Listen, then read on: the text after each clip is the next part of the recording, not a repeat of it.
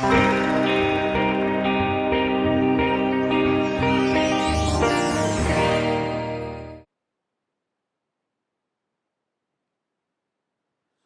bienvenidos al curso básico de C++ por Estudio Dreamy. Mi nombre es Diego y bien, hoy vamos a conocer la estructura básica de C++ conceptualmente, siguiendo la clase anterior. Esta sería la segunda parte. Comencemos.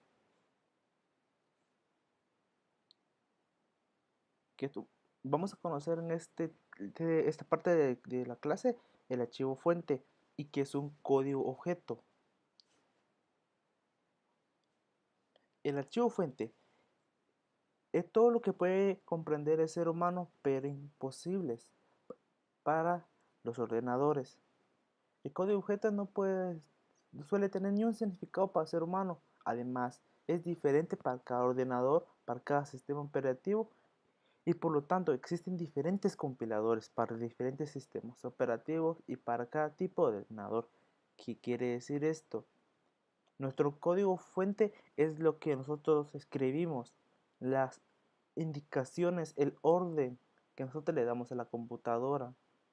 Nosotros escribimos, damos órdenes en otros lenguajes de programación en que nosotros comprendemos esas órdenes en palabras o en letras, en signos, mayor que o menor que.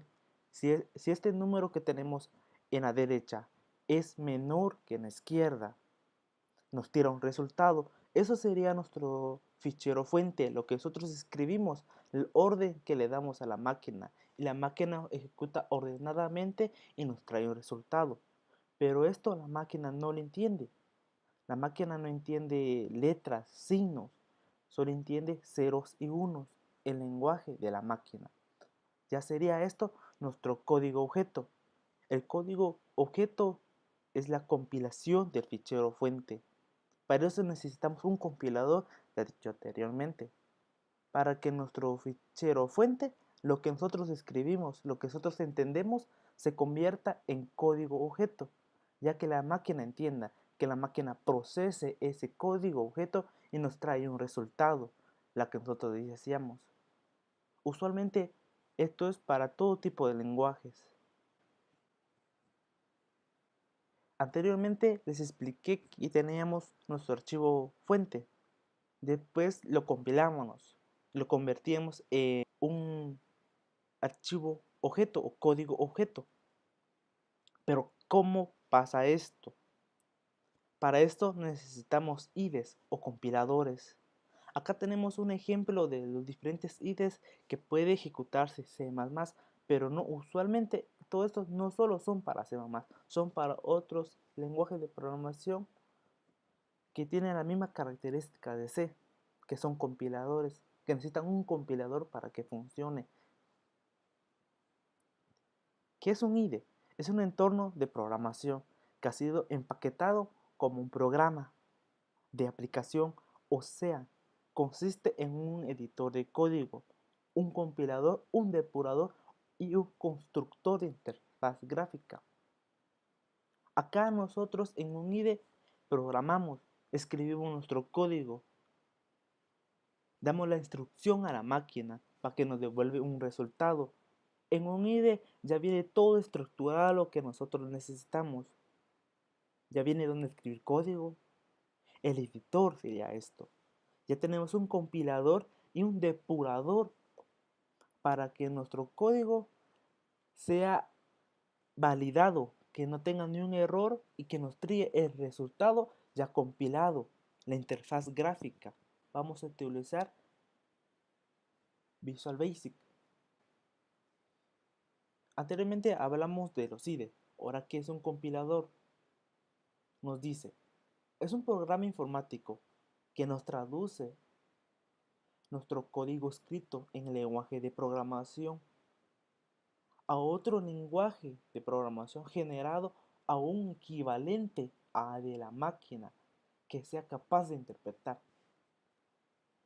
Explicando esto, el compilador es ese programa, esa ayuda que nos traduce lo que en las instrucciones que nosotros le mandamos a la máquina en nuestro lenguaje de programación, en este caso C++, y esto lo traduce, genera un código objeto que la máquina puede interpretar, que la máquina pueda procesar para darnos ese resultado deseado.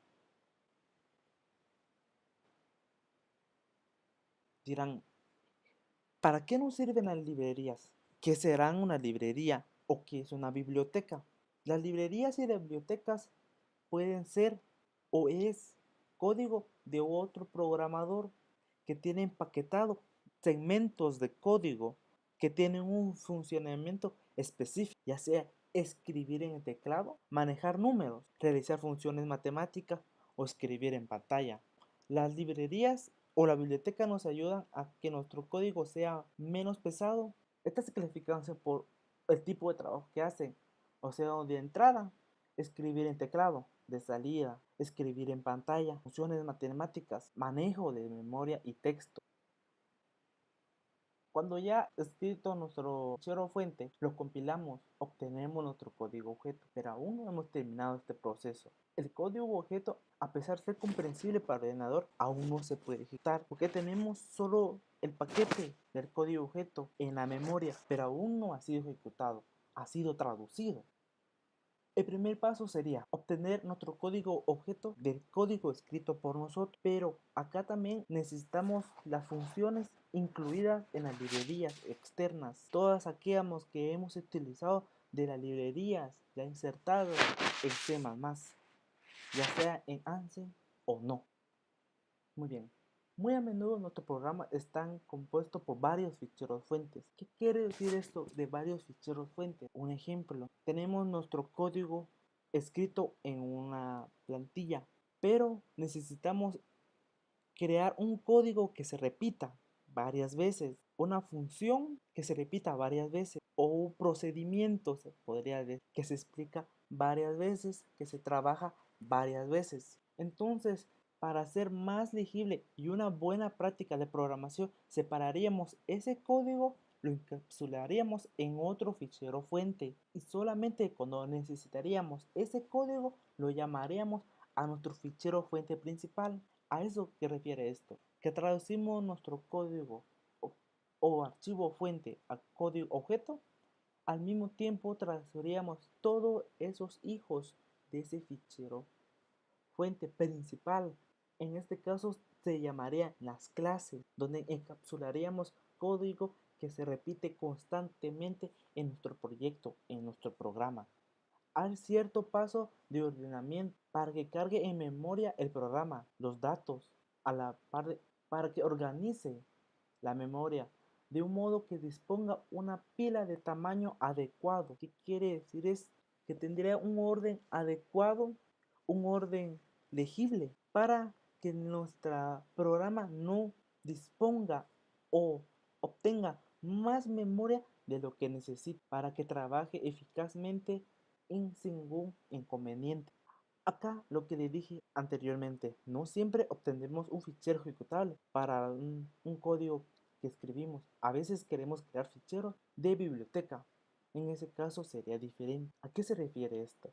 Cuando ya obtendremos un nivel más avanzado respecto a programación, ya crearíamos nosotros nuestra propia biblioteca, nuestro propio código que nosotros sabemos que se repite y lo podríamos utilizar en otros lenguajes de programación. Esta técnica es muy utilizada en el mundo de programación, escribir librerías, encapsular todo ese código que se repite constantemente en los proyectos para separarlo del archivo fuente principal para que no sea tan pesado nuestro proyecto. Obtenemos nuestra librería, solamente le importaríamos a nuestro proyecto y utilizaríamos todas esas funciones, esos procedimientos, esos pasos que necesitamos para que nuestro programa arranque o ejecute esa tarea. Ya hemos escrito nuestro código fuente, ya hemos convertido nuestro código fuente o archivo fuente a código objeto. Ya pasamos por los IDEs. Uno de los errores sería el error de sintaxis. Son errores del código fuente. Variables mal declaradas Utilizar palabras reservadas que no pueden ser utilizadas en nombres de variables. Usualmente en este tipo de lenguaje que es C++, se utilizaría el punto y coma, el famoso punto y coma. Le faltaría un punto y coma, un punto, una tilde donde no va. Escribir caracteres que no entiende este lenguaje de programación. Incluso después de obtener un código ejecutable, es posible que se produzcan errores. ¿A qué se refiere esto? Ya hemos escrito nuestro código. No existe ni un error de sintaxis, ni un error del programador, del ser humano. Al escribir, podríamos tener variables mal declaradas, errores de diseño. Finalmente, los errores más difíciles de corregir y prevenir. Un ejemplo, podríamos declarar una caja tiene un límite de llenado. A la hora que el usuario llega, ingresa sus datos, puede acceder o maximizar ese límite para llenar ese envase. Ese sería un error de diseño. Estaríamos saturando ese envase que no podría soportar esa cantidad de datos, esa cantidad de que el usuario está ingresando, y ahí ya nos daría un error, un problema de ejecución. Estos errores son los más difíciles de corregir. ¿Por qué? Porque son de diseño. A la hora todo correría bien, todo funcionaría bien, pero a la hora de dar un proceso podría tirar el error y nosotros no saber en dónde se produjo ese error antes de que se traduciera estos pasos o al mismo tiempo que se traducieran esos pasos. Ya estaríamos acarreando dicho error al principio o se ejecutó ahorita o ese código es más adelante, solo nos dio un aviso el sistema, el IDE. Por eso estos serían los errores de diseño, los errores más difíciles. Haciendo un resumen de los 3 errores más comunes a la hora de crear un proyecto, hacer un programa. Errores de sintaxis sería el error humano, error de lectura en el lenguaje de programación, errores de ejecución, la mal declaración de los procedimientos que nosotros damos al sistema operativo, a nuestro lenguaje de programación, errores de diseño, el error a la hora de darle estructura de dicho proyecto, a la hora de crear espacios que se necesitan, no prevenir que va a haber más trabajo, que le van a ingresar más datos a nuestro sistema, a nuestro producto final. Un identificador puede comenzar por minúsculas y obtener mayúsculas. Puede empezar por mayúsculas y yendo por números. Puede tener el nombre, un indicador, una letra mayúscula al principio con un signo. Puede tener minúsculas, minúsculas o números. O puede comenzar por números. Aquí tenemos dos identificadores, dos nombres de palabras reservadas de dos variables. Acá tenemos geek feliz. Si se dan cuenta, empieza con una G mayúscula yendo con guión bajo. Este es diferente a este otro identificador que empieza con G minúscula yendo por el signo y por la F mayúscula. Encima más distingue de minúsculas a mayúscula. Si damos a un identificador un nombre, nuestro nombre de identificador sea mayúscula y escribimos esa palabra escrita en mayúscula en otro identificador en minúscula, eso ya sería dos variables diferentes, dos identificadores diferentes. Nuestras variables lo podemos declarar en cualquier parte del programa donde requerimos ese espacio de memoria para trabajar en nuestro sistema. Una variable son espacios en memoria que nosotros generamos para ingresar datos. Un ejemplo sería, nosotros programamos una calculadora. Para utilizar la calculadora necesitamos dos variables. Tener ejemplo vago, una caja que se puede vaciar, que puede cambiar de datos, que puede cambiar de un objeto.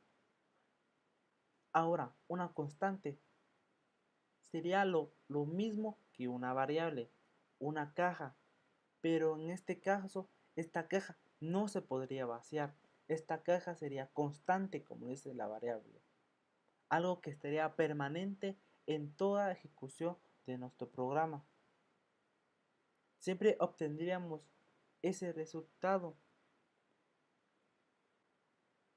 En los lenguajes de programación existe cierto código o ciertas frases que nosotros necesitamos de allí, la explicación de qué trata nuestros siguientes trabajos, los siguientes procesos de nuestro sistema. Esto serían los comentarios. Existen dos tipos de comentarios. La que excede más de una línea de longitud.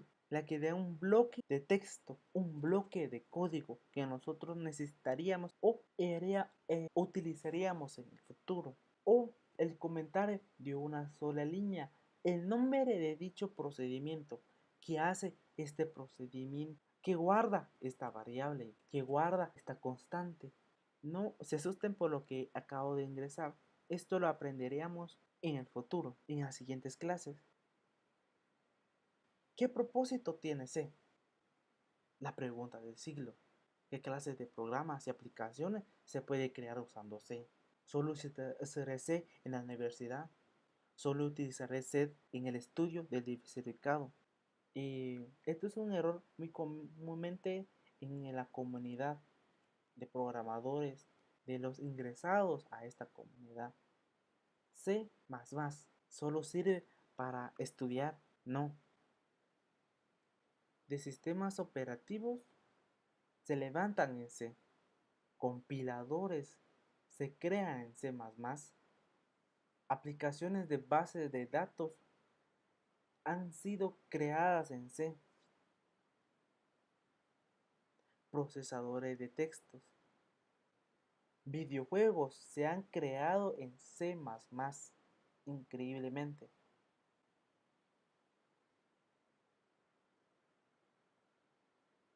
Este sería nuestra segunda parte de nuestra clase de introducción a C++ conceptualmente.